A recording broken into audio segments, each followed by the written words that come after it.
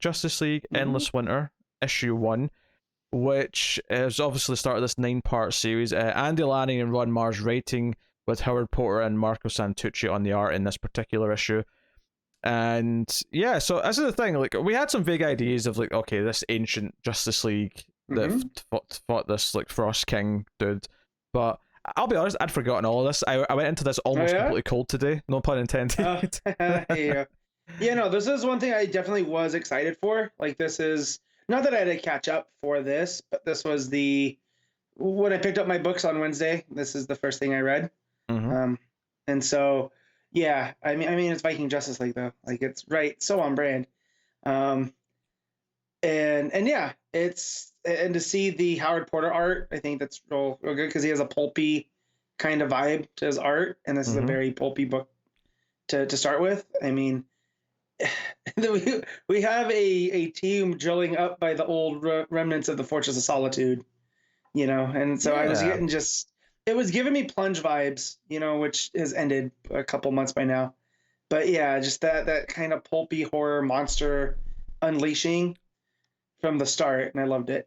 Joe, I quite like this issue, and it's not that it's the best thing ever, but there's some things that I really liked about it, and one of them is that it felt like a mid-2000s like crossover or event to me, in the sense that it felt like there was a lot of things from current continuity that were being referenced, and it felt like a part of a cohesive world. Such as the Fortress. Okay, so this is like someone from Roxxon, not Roxxon, that's Marvel. But Stag Industries. No, it's Stag, but yes. And then so the guy that is doing him, like, who is this guy? And Sapphire says it's my brother, so of course I have to look stuff up. And had I finished the Terrifics, Yang introduced this character as a rival to Sapphire in the family business. So that's another current day continuity thing that they're using. That's actually really cool, because you got the Fortress having been moved, so this is them digging in the Arctic at the old Fortress site, where there's just remnants of crystals and stuff lying around. But there's other references in here. There's references to the fact that Aquaman just got married, and he should be planning his honeymoon, trying to get home to his wife and daughter, which I thought, this is the most blue collar Aquaman's ever been. References to Clark, of course, revealing his identity to the world. It felt like there was a lot of little things sprinkled throughout that really made it feel like this was a part of the ongoing world. And don't get me wrong, I think if this was something that was going to be spread out over 9 months, one issue at a time, it would probably, oh my god, this would not have the steam to last that. As a 1 month thing, just based on this first issue, as a 1 month thing, I think I'm going to have fun with this. Yeah, definitely. And I felt the same way. Sometimes I can sound like a broken record, because I do love the interconnectedness of the DC universe. It's like why I read comics.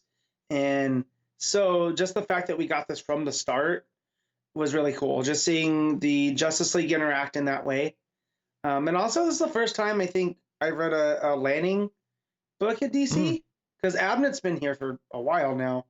And so I don't think I read too much of the DNA stuff, a couple over at Marvel, but they both seem to have a real good take on, like, not introducing characters, but weaving them in and out to where they each get a moment, almost like on a TV show when there's a crossover episode.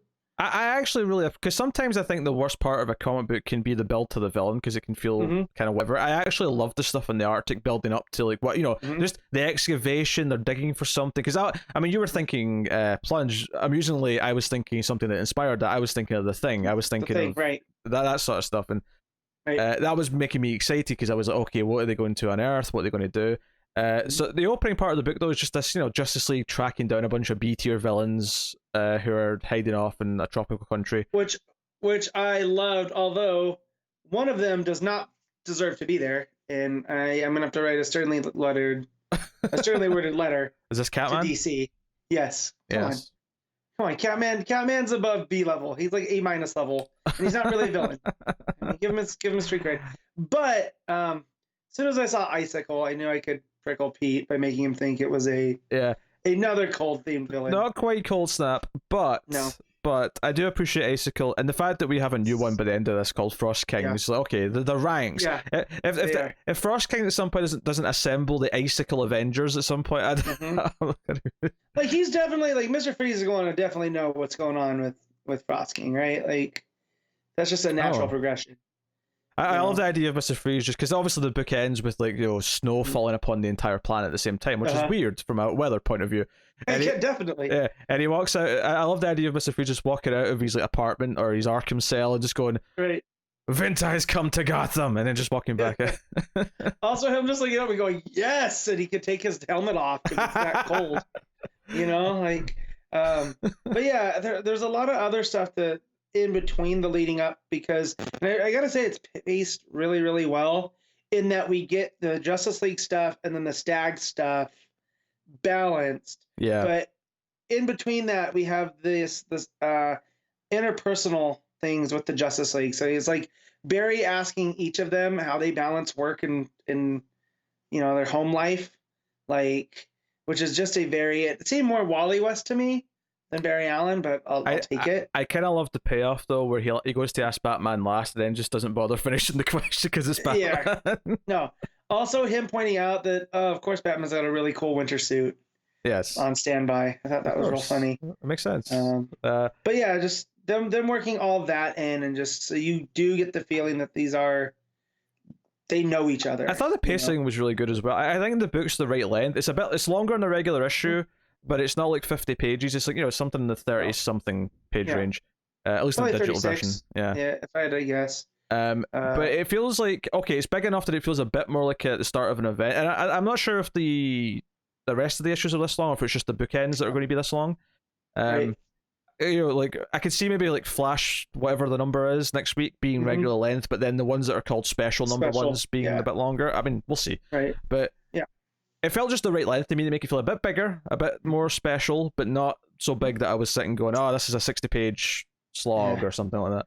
And also, I was giving sole credit to Lanning, and then I remembered Ron Mars, who's also late 90s, early 2000s. That was his heyday writing Green Lantern. Kyle's his character. Oh, for sure. Do you know what it is? It does feel like an old school comic in a lot of ways, in a way that's kind of refreshing to me, because so many books don't feel like this anymore. And I think if we constantly were getting this, I'd get tired of this too. But variety is the spice of life. We need a mix of both new and old styles. And when we get to some of the other books, as much as I like the Black Label, sometimes it's nice to have a cheeseburger when you're getting fancy meals all the time.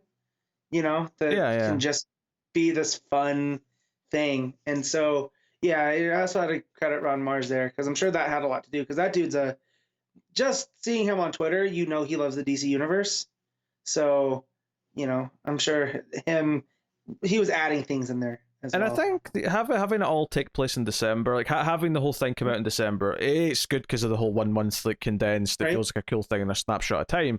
But because it's December, the fact that they've got the story set at Christmas and there's Christmas trees and it's snow themed, it really feels like a nice like festive treat. It does. Just to I'll read this over the next month. We'll be having the conversation as Endless Winter, a Christmas comic, like we do with Die Hard. It totally is. It's already a Christmas comic. I will not. Yes. Except otherwise. But and then when we get to the Frost King and him coming out and just he's got these like Norse mythological ice creatures, that are attacking the Justice League, and they realize they're not sentient. So, field day, wrecking them out and stuff. I thought that was real cool. Yeah, they get to go wild on them, because Flash was with Black Lightning and his daughters helping with the tree. That's right. And he gets called away. He's like, "Hey, we got a situation in the Arctic," and it's after they fight whatever.